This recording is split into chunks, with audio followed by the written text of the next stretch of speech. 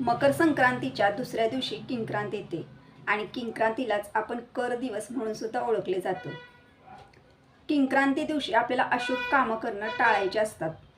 तर किंक्रांती दिवशी आपल्याला कोणती कामं करायची आहेत आणि कोणती कामं करायची नाहीत, तसेच थोडक्यात किंक्रांत हा दिवस आपण का साजरा करतो या सर्व विषयी माहिती तुम्हाला आजच्या व्हिडिओमध्ये मिळेल. तर तुम्ही हा व्हिडिओ कुठेही स्किप न करता व्हिडिओ शेवटपर्यंत बघा. तुम्ही जर माझ्या चॅनलवर नवीन असाल तर चॅनलला लाईक करा, शेअर करा आणि नक्कीच सबस्क्राईब करा. चला आता व्हिडिओला सुरुवात करूया.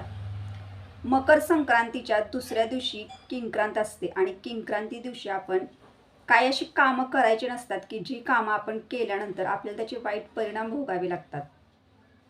तर प्रथम मी तुम्हाला सांगते की किंक्रांत किंवा कर दिवस ही आपण का साजरी करतो ह्याविषयी तुम्हाला थोडक्यात मी सांगते. एक छोटीशी कथा आहे बघा. तर किंक्रासूर नावाचा एक राक्षस होता आणि हा राक्षसानं पृथ्वी तलावर धुमाकूळ घातला होता. तो प्रजेला खूप त्रास देत होता आणि प्रजासुद्धा ह्या त्रासाला कंटाळलेली होती.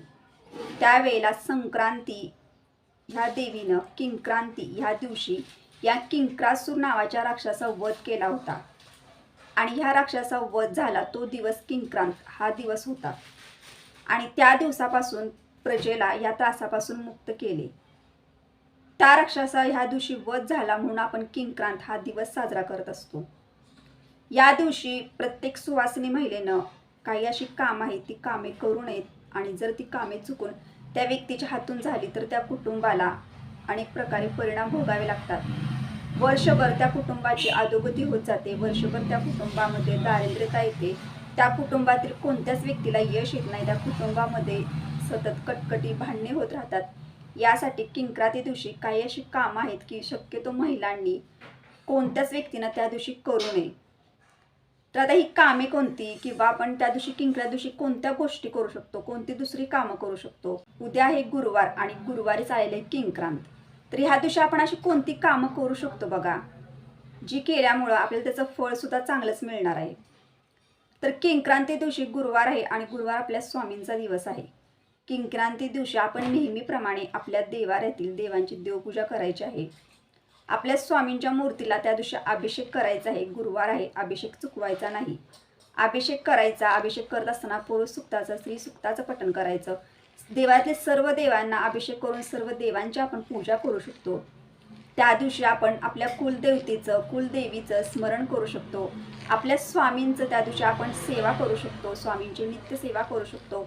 स्वामींचे जे पण तुम्हाला मंत्र आहेत बघा, आपल्या स्वामींचा श्री स्वामी समर्थ षडाक्षरी मंत्र आहे. जय जय स्वामी समर्थ हा मंत्र आहे. या मंत्राचं नामस्मरण आपण करू शकतो. आपल्या स्वामींची नित्य सेवा करू शकतो. स्वामींचे पोथी वाचन करू शकतो. हे सर्व आपण त्या दिवशी नक्कीच करू शकतो. तर आता महिलांनी त्या दिवशी कोणती कामं करावीत, तर महिलांनी त्या दिवशी उंबरठ्याचं पूजन सुद्धा नक्कीच करू शकता.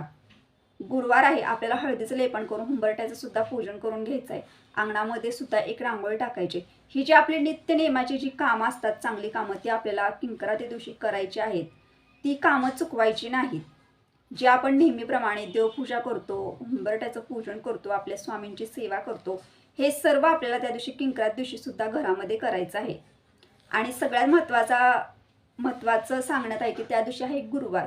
गुरुवार आहे किंक्रांत आहे. याचा अर्थ असा नाही की आपण आपल्या स्वामींची सेवा चुकवायची आहे, स्वामींचं पोथी वाचन चुकवायचं आहे आणि स्वामींची नित्य सेवा आपल्याला करायची नाही. असं नाही, तर आपण सेवा सर्व करू शकतो त्या दिवशी.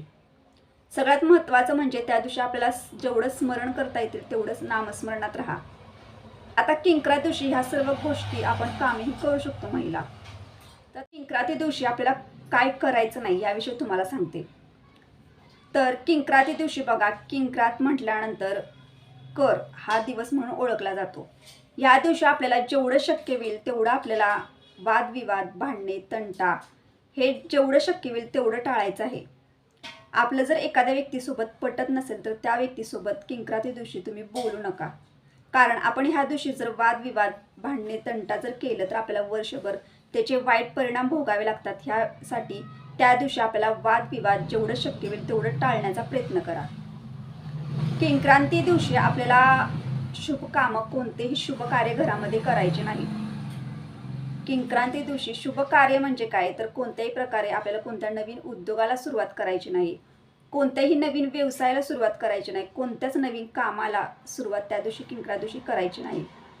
किंक्रात दिवशी हे सर्व नियम आपण नक्कीच पाळले पाहिजेत, प्रत्येक व्यक्तीनं पाळले पाहिजेत, प्रत्येक सुवासिनी महिलेनं पाळले पाहिजेत, कारण टाळायचे आहे.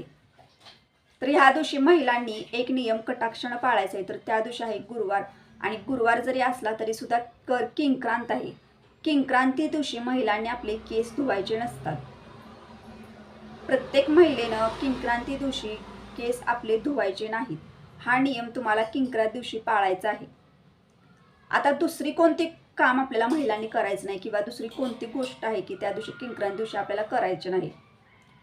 किंक्रांती दिवशी आपल्याला कोणत्याही प्रकारचं सुवासिनी महिलेनं हळदी कुंकू किंवा वाण हे कार्यक्रम आपल्याला घरामध्ये करायचे नाहीत. किंक्रांती दिवशी तुम्हाला जर तुमचा काही कार्यक्रम असेल तर तुम्ही किंक्रांतच्या दुसऱ्या दिवशी करू शकता, पण किंक्रांती दिवशी आपल्याला हळदी कुंकवांचा किंवा वाण देणं हा कोणताही प्रकारचा कार्यक्रम आपल्याला किंक्रांत दिवशी करायचा नाही घरामध्ये. किंक्रांती ह्या दिवशी शेण सुद्धा सारवले जात नाही.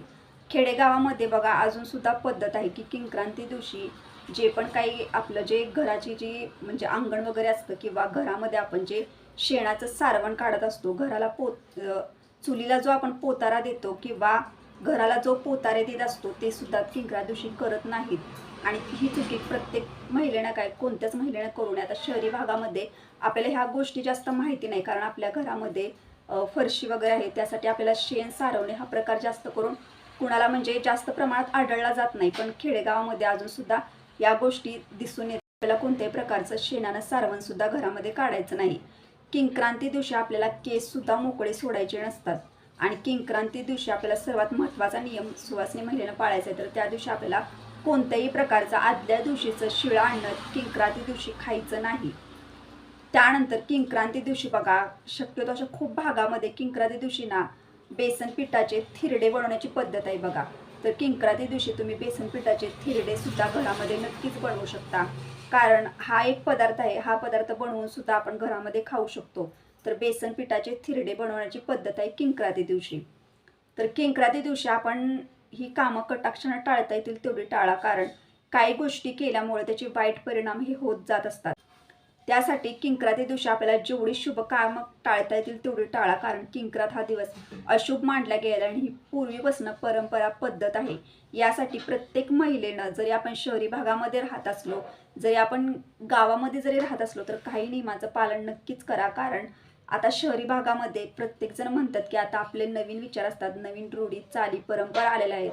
त्यामुळे काही व्यक्ती किंवा काही महिला म्हणतात की ह्या गोष्टी पाळल्या जात नाहीत, पण पूर्वीपासून चालत आलेली परंपरा आहे. एखाद्या गोष्टी पाठीमागं काही ना काही तर कारण असतं. यासाठी आपल्याला ह्या गोष्टी ही कामं आपल्या घरामध्ये करायची नसतात. त्यासाठी प्रत्येक महिलेनं तुम्हाला जी कामं किंवा जी मी सांगितलेल्या ह्या व्हिडिओ मार्फत ती सर्व पाळण्याचा प्रयत्न नक्कीच करा. किंक्रांत हा दिवस अशुभ मानला गेला आहे, आणि त्या दिवशी आपल्याला काही कामं टाळायची आहेत ती तुम्हाला मी सांगितली. काही कामं करायची आहेत याविषयी सुद्धा सांगितलं. तुम्हाला महत्त्वाचं सांगते की त्या दिवशी तुम्हाला जेवढं नामस्मरणात राहता येतील तेवढं नामस्मरणात राहा. जेवढं आपल्या कुलदेवी कुलदेवताचं नामस्मरण करता येतील तेवढं किंक्रांत दिवशी नामस्मरण करा. ज्या व्यक्तींसोबत आपलं पटत नाही, वाद होतो, त्या व्यक्तींसोबत बोलू नका. पण किंक्रांत दिवशी जर आपल्याकडनं एखाद्या व्यक्तीसोबत जर वाद झाला तर वर्षभर आपल्याला वाईट परिणाम त्याचे भोगावे लागतात. वर्षभर आपल्या पाठीमागे कटकटी, भांडणे, तंटा हे लागत असतात. यासाठी जेवढं त्या दिवशी काही कामं काही गोष्टी घरामध्ये टाळता येतील तेवढी टाळा. तर अशा पद्धतीने तुम्हाला मी किंक्रांती दिवशी आपल्याला कोणती कामं घरामध्ये करायची आहेत, कोणती कामं करायची नाहीत, किंक्रांत हा दिवस आपण का साजरा करतो ही छोटीशी कथा होती, ती सुद्धा मी तुम्हाला आजच्या व्हिडिओमार्फत सांगितली.